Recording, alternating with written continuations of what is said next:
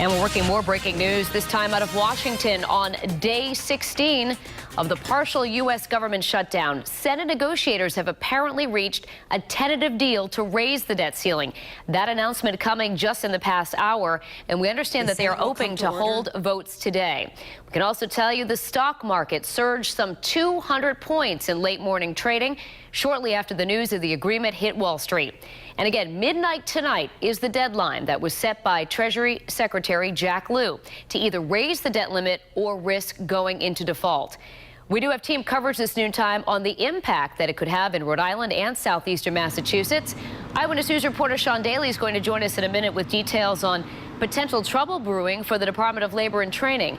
But first, we want to begin with WPRI.com reporter Ted Nesi. He's live in the Shutdown Impact Center this noontime. And Ted, first off, we want you to remind our viewers exactly what is at stake here. Well, Danielle, I think you set it up well there. The federal government, as most people know, has been shut down since October 1st. But now we're approaching an even more serious deadline, which is, as you said, the debt limit, that default date, which is supposedly tonight. That's when Treasury says they'll run out of room to borrow money. And what's important for people to understand is this is not just new spending. This is actually spending Congress has already approved. Let's take a look in Rhode Island at some of the impacts. In Rhode Island, we have 211,000 residents on Social Security. We have 188,000 residents getting Medicare and 11,000 getting veterans checks. All those types of spending would be in jeopardy if the Treasury doesn't have the ability to borrow the money to fund what Congress has promised. Ted, we have been tracking the developments all morning long, and in recent moments, it appears that there are some dramatic new developments. How close do you understand right now that lawmakers are close to a deal to reopen the government and prevent a default here?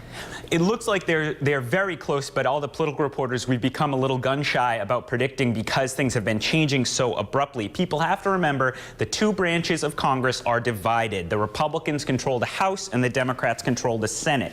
Now, the House Republicans were supposed to vote on their own plan to end the shutdown last night, but that plan collapsed because of a lack of support among the more conservative Tea Party Republicans. Now the action is in the Senate, where the Democratic leader and the Republican leader are apparently very close to reaching a deal and announcing it. We're waiting to hear the announcement about what's in it, when they'll vote, and whether the House Republicans will go along. Ted, if we do have that vote today, what do you think is going to happen next if this deal does go through?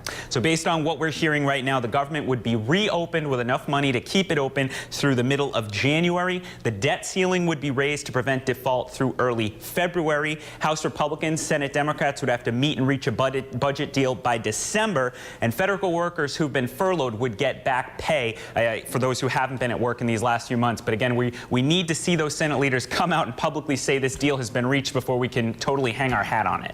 All right, certainly you'll be following all the developments for us, and we want to let our viewers know you can read more of Ted's updates on WPRI.com.